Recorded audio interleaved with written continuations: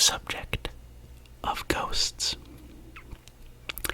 I know that I bring up his videos a lot, but I had gone back and watched some of T.R. Duelo's videos from way back about 11 years ago, 10 or 11.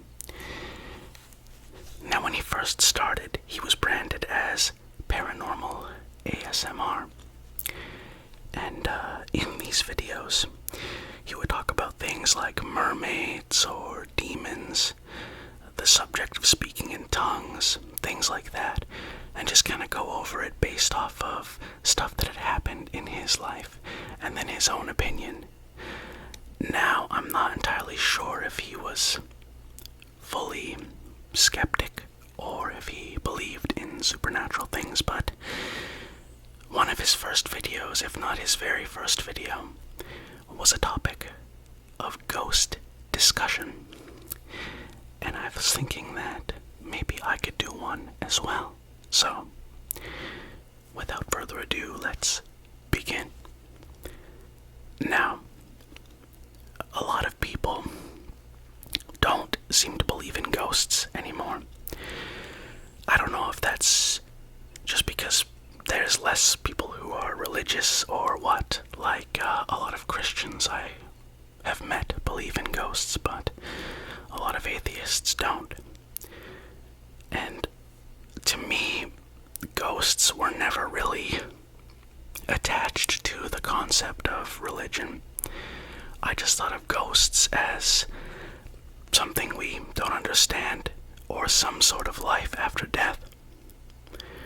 But maybe they aren't.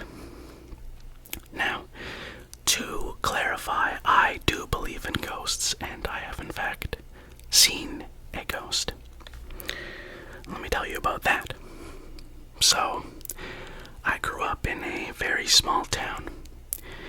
Back then, we didn't have really anything. All that was there was a gas station, a convenience store, a recreational center / town hall that never really had anyone in it. The only thing they really did was hockey games. There were a couple of old facades of buildings. For example, one guy's garage used to be some sort of an auto mechanic shop, but it closed and it was just the faded old part of the sign. Sun-worn and still visible, but no actual business inside. It was just this guy's garage. Back then, there wasn't much access to, well, the internet in general, because this was the early 2000s and we didn't have smartphones. We didn't have anything except for like old monochrome Motorola's. Like, I'm talking further back technology-wise than a Razor, like a Motorola Razor. It didn't have a color screen. All it could do was text and call. There was no internet. The most that this phone that my dad had at this around the same time period may have been able to do was send emails, maybe. I think my dad had a Palm Pilot back in the day as well, and those things were literally just like a monochrome screen, like a Tiger Electronics game, like one of those crappy handheld ones. But the reason why I'm bringing this up is back then I didn't really have access to a lot of like supernatural books or like scary stuff like movies, or I think the closest thing I had to like real investigation of supernatural stuff was like Goosebumps books. I did like those, but that was pretty much it. So this either happened in 2002 or 2004. I was very young back then. I believe I'd gotten in trouble for something because it was recess, and while all my classmates and everybody else was outside, I had to be in the building. Back when I was younger, I would spend a lot of time in the principal's office. I actually had to go and see like a child psychologist for it because of behavioral issues. But I was inside the school. I was by myself. I was just doing laps, walking around the building inside, because I couldn't go outside with the rest of my classmates. So I passed by this classroom, and it's completely empty. The lights are off. It's quite dark in there, but there's a window open inside, so there was a bit of light that was coming in. It had those sort of spaghetti curtains where if you move them, they'll sway and let a little bit of light come in through little slits. But when stationary, it acted as a regular curtain. Now, I stood up on my tiptoes and looked inside. And at the desk, right by the window, I saw a little girl. Keep in mind, this was the early 2000s, so we had stuff like, Jinko jeans, and people could sometimes dress pretty wild, but this little girl didn't look anything like that. She was wearing, the best way I can describe it is like an old-timey dress from like the 40s or 50s. It was long, kind of flowing, stopped at about the ankles. It looked like something that a kid would wear way back in the day. 50s, 40s, maybe 30s. But most definitely, it did not look current to the time period. I thought this was weird. 1, I'd never seen this student before. 2, she was completely alone in the classroom, and the door was locked. So I yelled out to her, I was like, "Hey." But she didn't respond. Now these doors aren't soundproof. You can hear people talking behind them. It was just like a regular classroom door. And like I said, I yelled out to her, I said, "Hey." But she didn't move at all. She didn't react. She was moving, as in her dress was like blowing in the wind, but she herself didn't move. And so, like I said, I called out, "Hey," and then there was nothing. I thought this was weird, so I looked away from the door briefly. Couldn't have been more than 2 seconds. I looked back, and the classroom was empty. She was gone. I thought that was weird. I was like, is that a ghost? What is this? And so I waited for my teacher to come back after recess, and for the rest of the class to come there. And I mentioned what I saw. And the teacher immediately got to trying to disprove it. She was like, "There's no such thing as ghosts. It was just a sunspot." A sunspot. A sunspot that created an illusion that looked exactly like a child who didn't look like me. It wasn't my reflection. And if it would have been my reflection, it would have just been like my face to maybe my shoulders, not the full body apparition of a girl standing there by the window inside the building. She was kind of gray or like beige, like an old photograph. And I know that sounds cliche, but she didn't seem to be in color. It was like a gray or that kind of beigey old photo color. Like, I'm talking photos from like the 1800s kind of thing. And yeah, the teacher basically shut it down and said, "No, it was a sunspot. There's no such thing as ghosts." And that always seemed weird to me. Like, growing up, I'd have weird nightmares of our school having a basement and going down there and like being attacked, but as far as I know, that school is only 1 level. There is no basement. Everything 1 straight level. And yeah, that was my experience with a ghost, and ever since then I had no reason not to believe. If I didn't see a ghost, what exactly did I see that completely mimicked the form of a little girl? It wouldn't make sense for it to be a sunspot.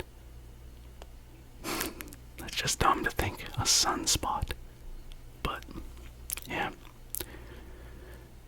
And I've always found it so strange how people online will, skeptics, mind you, will get so angry and say, "Oh, I need to see this thing 100% to know that it's real. I need to see this and that." And it's like, if they saw a ghost, what would they do? I feel like if they saw a ghost, they would just kind of find a way to convince themselves it was all in their head. And for the record, while I did have behavioral issues as a child and would get in trouble a lot, that was due to an abusive upbringing. A very bad situation. However, I never hallucinated things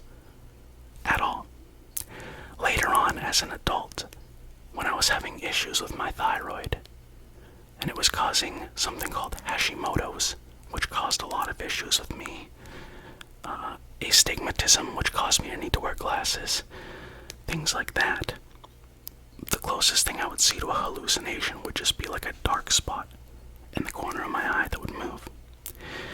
Never the full facade of a person, completely detailed. That just didn't happen. It wasn't just a hallucination. The teachers seemed angry that I brought it up at all. Like there was something they didn't want to talk about. But again, that's just probably, they really did think it was nothing. And growing up, I wasn't very religious. I was baptized Roman Catholic, but I never had gone to church or anything by that point at all in my life, I think. Except for maybe a funeral. But at that point in time, I couldn't remember the last funeral I went to, because the last funeral I went to was in 1999, and I would have been 4. My memory of anything really before 9/11 is pretty bad. Like, I can't remember much of anything. I don't remember 9/11 happening, or anything from really before 2001, aside from small snippets here and there. That's why I believe this happened closer to 2002, when I had more of a stable memory. Now, I brought up religion again because I don't know if ghosts really would count to me as any evidence of anything, because here's the thing. In the Bible, you have your heaven and hell and purgatory, but none of those things are on earth, on this plane. So to me, that does not explain what a ghost would be. They'd be something else. I have heard people say that the people who are ghosts of loved ones that you know, or any ghosts you see, are not those people. Anyone who was good who died would go to heaven. Therefore, there would be nothing of them left except for the physical remains of their body, which would be cremated or buried. The person that you're seeing, the thing, the facade of your loved one, is some sort of demon or spirit trying to trick you. It's something evil, and it's not actually your loved one come back. It's just an evil entity. Which, okay, that could kind of cover it. Think about it. Creatures in hell probably don't want to be down there. Demons or spirits, if spirits even live on after, if they go down there. So it's not who you think it is. It's something else trying to trick you, which, okay, there's your religious angle. But I think that ghosts are something different. There's this theory called the stone tape theory. And essentially what it is that things can be imprinted in stone, imprinted in walls, imprinted in environments. Say something traumatic happened in a certain area, like a house or a room. That event would keep on replaying. The very environment recorded the energy, and what you're watching is a playback. Ghosts don't respond because they're not really there.